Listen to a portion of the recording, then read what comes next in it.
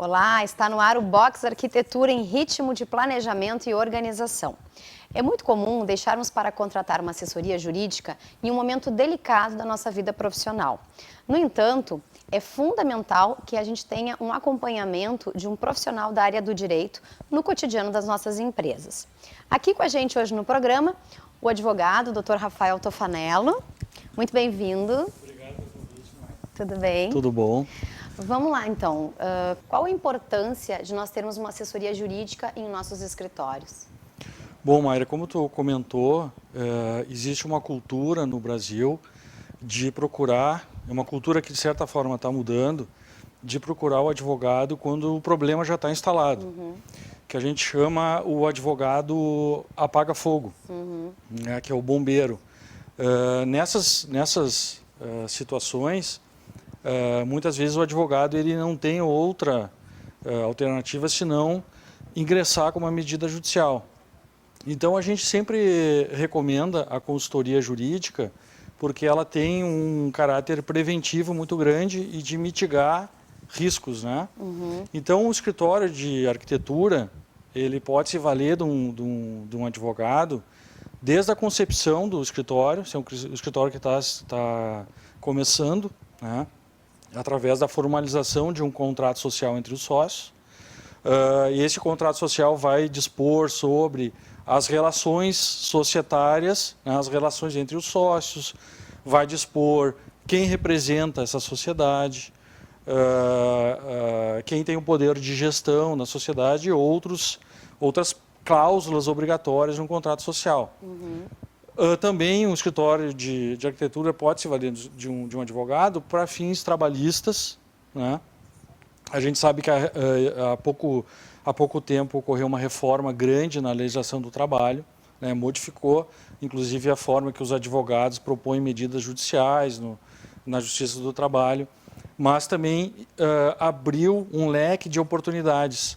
Por exemplo, no que tange às relações trabalhistas, também é importante o profissional arquiteto conhecer quais as relações que ele tem com os eventuais colaboradores, ou até, no caso, um estagiário. Né? A gente sabe que a legislação do trabalho sofreu várias alterações, atualizações nos últimos anos, são alterações recentes, que impactaram bastante o mundo do trabalho e que, por exemplo, permite trabalho remoto, trabalho em casa, né, home office. Então, isso é possível se, por acaso, algum escritório tiver um arquiteto que queira trabalhar em casa, enfim, à distância, um trabalho específico. A lei já permite. A legislação permite e é possível fazer uma contratação específica prevendo as relações trabalhistas daí provenientes. Um outro aspecto que é importantíssimo, que eu sempre digo, no Brasil, a legislação tributária é uma questão de concorrência. Né? O escritório de arquitetura ele tem que saber qual é o melhor regime tributário para ele recolher os tributos que ele vai optar. Né? Isso é preciso também o escritório ficar atento, né? Porque, como eu disse, a legislação tributária brasileira é uma das mais complexas do mundo. Né? Então, saber o que tem que pagar e pagar de forma correta, muitas vezes é um fato determinante para a continuidade até do escritório. Poderia também referir, impacta, mas muito pouco ainda, a Lei Geral de Proteção de Dados é uma lei que não entrou em vigor, está sendo muito comentada, que basicamente é uma legislação que determina como é que as empresas vão ter que dar tratamento àquelas informações, dados dos seus clientes, seja nome completo, endereço, telefone, dados bancários e muitas vezes, obviamente, o escritório de arquitetura ele tem acesso às informações para formatar um contrato entre as partes, né? Isso também é preciso ter cuidado. E esse contrato que eu me refiro, é importante ter um contrato bem redigido, prevendo qual é a atribuição, as responsabilidades, as obrigações do escritório de arquitetura, inclusive isso estando bem claro para o cliente, mostra que o escritório atingiu um nível profissional né? Uma maturidade profissional, porque mostra transparência. Então, isso é importante, né? que tenha um instrumento contratual entre as partes, prevendo as atribuições do escritório, né? As obrigações, o que cabe, qual é a limitação do trabalho e obviamente, as formas de remunerar. Sim, então, na realidade, essa assessoria jurídica que a Stifman Advogados faz é justamente para orientar em todos os contratos que houverem dentro do escritório, né? Seja ele entre o cliente e o arquiteto, né? E também para informar essas leis que a grande maioria dos arquitetos desconhece. Exato. O escritório é uma banca de advogados, nós atuamos na área de direito empresarial, em diversas áreas, então a gente atende nesses ramos do direito, que são ramos corriqueiros, independente da atividade e que impactam o dia a dia dos empresários. Além dessa lei que tu comentasse agora, existe mais alguma outra lei que seja muito importante que os arquitetos saibam? Sim, eu sugeri... Profissional liberal. Claro. Quanto à profissão em si de arquiteto, eu diria que existem duas normas importantíssimas e que o arquiteto ele precisa conhecer, e mesmo aquele profissional que já está há muito tempo formado, seria interessante dar uma relida. A primeira lei seria a Lei 10.378, se não me engano, que é uma lei de 2010, que é a legislação que regulamenta a atividade do arquiteto. Tá? A atividade de arquiteto ela é fiscalizada por uma autarquia, que é o CAL, né?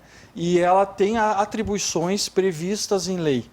Né? Isso é uma forma de proteção também do arquiteto, né? Uma proteção da atividade que é de exclusividade do arquiteto, ou que eventualmente pode ser feita em comunhão de esforços com um outro profissional, desde que previamente regulamentada essa atividade.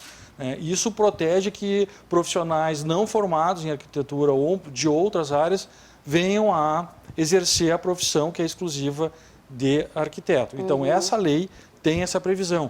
Salientaria outra questão ali importante, que é o acervo técnico. Né? Vocês exercem uma atividade que poderia dizer que praticamente é uma arte, né? A arquitetura. O resultado de um projeto é uma obra de arte. Então, ele tem um direito autoral sobre essa obra de arte, né? sobre a conclusão desse trabalho, que ali está expresso o conhecimento desse arquiteto, a experiência de vida dele. Né? Trabalho intelectual o trabalho intelectual dele e gera um direito autoral. Isso está previsto na legislação também. E aí, que cuidados é preciso ter quando se tem um trabalho desse? Evitar, obviamente, ninguém gostaria de ver seu trabalho copiado ou divulgado sem dar o crédito à pessoa que é o autor da obra. Então, essas disposições estão lá. Nessa lei, uma lei não é muito extensa e ela também, obviamente, prevê eventuais sanções disciplinares, estão previstas nessa legislação. A outra norma seria o Código de Ética e Disciplina, que regulamenta as relações entre os profissionais de arquitetura e o profissional de arquitetura com a comunidade. Seriam essas duas normas básicas que o arquiteto precisa ter na sua cabeceira, assim, para conhecer, para exercer sua atividade diária. Ficar atento. Exato. E quais são as preocupações que um proprietário de um imóvel, digamos, o cliente de um arquiteto, ele deve ter na hora que ele for contratar um prestador de serviço para fazer a sua obra? Isso é muito importante pelo seguinte, a gente vê que essa contratação do cliente do escritório de arquitetura para com outros prestadores de serviços, né, por exemplo, obra civil, é pautada pela informalidade. Não é comum o profissional formalizar um contrato prevendo como é que vai se dar essa relação entre o proprietário do imóvel e esse, por exemplo, dei um exemplo da construção civil, mas a gente pode pegar o que acontece, né? A gente sabe que uma obra grande, em que é preciso o proprietário sair do imóvel para que se faça o trabalho, a execução do projeto do arquiteto, através de construção civil, através de marcenaria, pintura, eletricista, instalação de equipamentos, tudo isso leva tempo, né? Envolve uma gama de profissionais, todos eles se relacionam, mas eu diria assim que a construção civil é o pontapé inicial, né? Então, é preciso, na nossa visão, ter uma contratação bem clara das obrigações desse profissional, o prazo de entrega, qual é o prazo que dá para, eventualmente, ter que prorrogar esse contrato, né? Esse profissional vai transitar nas áreas comuns do prédio, do condomínio, e tem regras do condomínio, e pode eventualmente danificar um elevador, depositar entulhos incorretamente, e isso pode gerar multa para o proprietário do imóvel, incomodação com os demais vizinhos. São situações corriqueiras e que eu no meu entendimento, seria passível de prever numa cláusula, né? Inclusive, com combinação de penalidades, né? Por eventual descumprimento, enfim, após a notificação, porque muitas vezes, o que acontece? O proprietário do imóvel ele teve que se ausentar, alugar um outro apartamento, né? Ele previu um tempo de custo para ficar nesse outro apartamento alugado, para que termine o imóvel dele e ele possa habitar. E muitas vezes passam meses e o trabalho não é concluído. Sim, pagando às vezes 2 aluguéis também, exatamente. Né? Então, eu diria que é preciso, cada caso é um caso, seria importante olhar com bons olhos a formalização de um instrumento. É porque torna-se uma situação desagradável, porque há, sem dúvida, um desgaste das relações, muitas vezes, entre o arquiteto e o prestador de serviço. Exatamente. Porque o escritório de arquitetura acaba indicando aquele prestador de serviço para o seu cliente, né? Exato. Então, eu acho também, inclusive, a gente faz esse serviço de assessoria jurídica, né? Stifman Advogados presta esse serviço de assessoria jurídica para o nosso escritório, justamente porque a gente preza por essas relações, né? A saúde dessas relações. Bem colocado, Maria, porque é o seguinte, no momento que começa a dar problema para o proprietário do imóvel, ele muitas vezes não consegue separar quem é o culpado, né? E o que acontece? O arquiteto, ele é responsável pelo projeto e depois a execução. Mas agora, o que terceiros fazem lá dentro do imóvel, ou se não cumprem bem, ou se atrasam de forma sem nenhuma justificativa, né? Isso gera um estresse, obra é estresse, e a gente vê que isso muitas vezes pode refletir na pessoa do arquiteto. Então, até na previsão do contrato de prestação de serviço do arquiteto, também seria interessante colocar uma cláusula esclarecendo essas situações como essa. Interessante. Bom, a gente vai fazer uma pausa para um rápido intervalo e voltamos em seguidinha.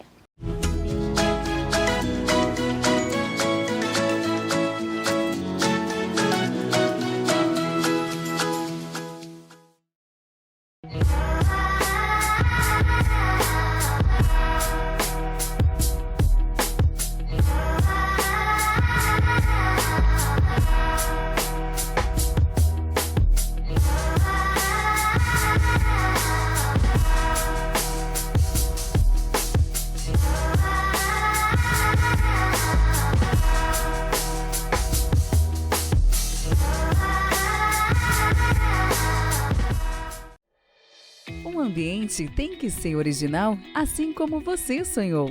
Por isso, a Brown Móveis possui padrões, medidas e acabamentos que materializam cada detalhe que você projetou para o office, executivo ou residencial. Nosso objetivo é entregar móveis como você sonhou.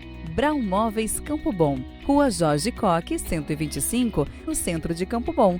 Fone 3597-1465.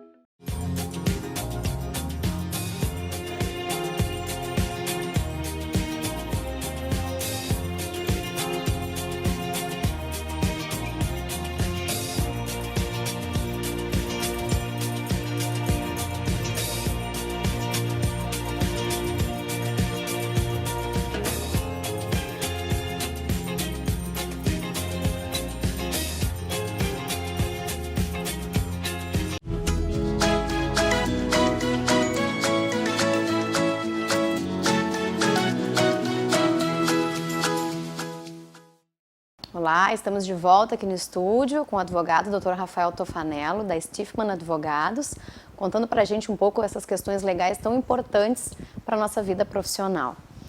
Bom, Dr. Rafael, seguindo ao assunto que a gente estava falando no primeiro bloco, durante uma obra, um projeto, são vários os processos, né? Então é inevitável que ocorram situações inesperadas para todos, para o cliente, para o arquiteto e para os prestadores de serviço. Até que ponto o arquiteto deve sugerir, deve interferir nessa relação, ou melhor, sugerir para o seu cliente que faça um contrato com os prestadores de serviço? Bom, Mayra, acho que no início no momento que é aprovada, digamos, a execução da obra, seria um momento porque é aí que começa a indicação dos terceiros, seria um momento da formalização desse contrato. Porque depois que iniciada a obra, dificilmente o profissional vai querer formalizar um contrato, até porque se o profissional, o terceiro, ele tiver já um contrato, que algumas raras exceções acontece, o prestador de serviço ele já tem um contrato. Obviamente, esse contrato ele não vai prever, ele não vai proteger o proprietário do imóvel. Sim. Ele vai prever cláusulas que vão muito mais beneficiar o prestador de serviço do que o proprietário do imóvel, por questões óbvias, né? Então não vai ter um equilíbrio aí no contrato de forças, né? Então é importante que antes do início das obras seja formalizado esse instrumento de contrato, para que, inclusive na própria negociação, porque se o profissional se negar a assinar um instrumento como esse, já é uma luz vermelha que acende aí de um alerta, né? Então eu diria que arrancar já formalizando a própria forma de pagamento tem que estar nesse contrato, né? Como é que faz isso? Todo o dinheiro é antecipado, ele é parcelado. Essa ideia de antecipar todo o valor é eu sempre busco evitar esse tipo de situação, né? Até porque eventual penalidade contratual que tenha que ser imposta, ela recai sobre as parcelas que são as últimas parcelas, né? Então eu diria que o ideal é, no momento das propostas, das análises das propostas, já apresentar um instrumento de contrato. Né? Aconteceu também já de um terceiro prestador de serviço ser organizado, ter todo o equipamento pronto para instalar, e na cláusula de contrato dele, um contrato bem redigido, que eu tive que revisar, ele tinha se resguardado de que, se atrasasse demais a obra, teria um custo de armazenamento do material dele. Sim, porque isso também é uma coisa para se E pensar, aí, né? para se pensar, porque numa obra grande que tu vai fazer marcenaria em todo o imóvel, como é que fica isso? O proprietário do imóvel vai ter que arcar isso por causa de um terceiro? Então isso tudo tem que ser visto. É muita coisa para se pensar mesmo, viu? Não sei se tu poderias nos dar uma dica, assim, o que poderia ter num contrato básico, só para a gente dar uma pincelada. Eu sei que são muitos os assuntos, né, e cada caso é um caso, mas algumas coisas básicas, assim, que a gente deveria... Seria, digamos assim, um contrato de obra civil, né, digamos que acho que é o que mais pode gerar problemas. As cláusulas básicas seriam o pagamento, né, a forma de pagar, aquilo que eu disse, não deixar tudo para o final, eventual obedecer normas do condomínio de transitar, né, eventual dano de um equipamento, né, desses profissionais, bater num elevador, numa área comum, danificar, quebrar algo, que é de responsabilidade do prestador de serviços, né? E, por fim, cláusulas penais, né, estipulando multas por descumprimento do contrato. Né? Basicamente seria isso, mas cada caso é um caso. Claro. Bom, e falando um pouquinho sobre impostos, na atividade do arquiteto, quais são os cuidados que a gente deve ter? Bom, os arquitetos ganharam um benefício, digamos, muito importante em 2016, que eles passaram a poder optar por um regime de tributação favorecido, que é o Simples, né? O Simples Nacional. Até 2016 eles estavam excluídos. Então, assim, hoje, 2020, os arquitetos eles têm a opção, basicamente, 2 regimes de tributação, né? 2 regimes que buscam recolher alguns impostos que recaem sobre a atividade deles, que são imposto de renda, contribuição social sobre o lucro, PIS, COFINS, contribuição previdenciária e o imposto municipal sobre serviço ISS. Basicamente são esses os tributos que incidem sobre a atividade do arquiteto. Como é que ele pode recolher esses tributos? Através desse Simples, né, que é um regime de tributação favorecido, né, e simplificado. Por que favorecido? Porque as alíquotas são menores, né, ele é realmente um sistema muito bom. Ele é simplificado porque o recolhimento de todos esses impostos que eu falei, ele é unificado numa guia só. Então facilita o cumprimento das obrigações tributárias. Tá? Uma outra forma, se por algum motivo o profissional optar, o escritório de arquitetura optar pelo lucro presumido, ele vai ter um acréscimo de tributação, a carga tributária vai ser mais alta e ele também vai ter um acréscimo de obrigações, declarações que ele tem que encaminhar para o fisco. Então, hoje, o mais atraente seria o Simples Nacional. Até porque, se eu não me engano, de 2018 para cá, foi modificada o percentual de recolhimento desses tributos para os arquitetos e de forma a diminuir o percentual que antes estava previsto na lei do Simples Nacional. Então, é mais um benefício. Abrindo parênteses, a reforma tributária está em andamento, é uma coisa que se fala todo dia nos jornais, o governo, a princípio, vai dar prioridade para isso. A tendência é que os prestadores de serviço como um todo venham a ser impactados fortemente pela reforma tributária, não de uma forma benéfica, mas de uma forma a aumentar tributos.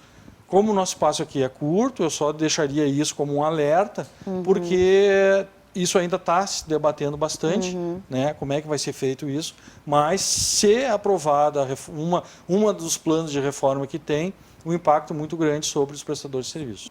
E, doutor Rafael, quais são as novidades em relação ao ICMS? Bom, nós tivemos algumas alterações na legislação do ICMS no Rio Grande do Sul, né, que impactam fortemente toda a cadeia de lojistas, né, para ficar no âmbito de relações a ver com arquitetura, mas não é exclusivamente de lojistas. Mas o que aconteceu? O ICMS é um imposto estadual, né, que incide sobre a venda de mercadorias, e esse imposto, a forma de recolher dele, a base de cálculo do ICMS, é o valor da mercadoria. Então, se o valor da mercadoria, digamos, no exemplo, é R$100, o imposto deve ser recolhido sobre R$100. O que acontece? Há muitos anos foi criada uma técnica de arrecadação do ICMS chamada substituição tributária do ICMS. Essa técnica de arrecadação ela previu basicamente retirar do poder público, do fisco, do Estado, o dever de fiscalizar todos os contribuintes. Então, eles criaram um mecanismo, né, de recolhimento do ICMS que ele se dá de forma antecipada. O que é isso? Vou pegar um exemplo de uma fábrica, né, de móveis. Ela fabrica um sofá, esse sofá ele é vendido para um atacadista, né, e esse atacadista depois vende para o varejista esse sofá. E o varejista vende para o consumidor final. Nessas etapas que eu comentei agora, de circulação econômica dessa mercadoria, incide o ICMS. Com a substituição tributária, o governo instituiu que o ICMS deve ser recolhido lá na etapa da industrialização. Só para seguir nesse nosso exemplo. Então, o que acontece? Ele recolhe o ICMS que já vai ser vendido lá na ponta para o consumidor final. Mas como é que ele vai adivinhar esse valor? Bom, aí ele não tem como adivinhar. Ele faz uma presunção, uma presunção de base de cálculo. Aí todos os problemas começaram.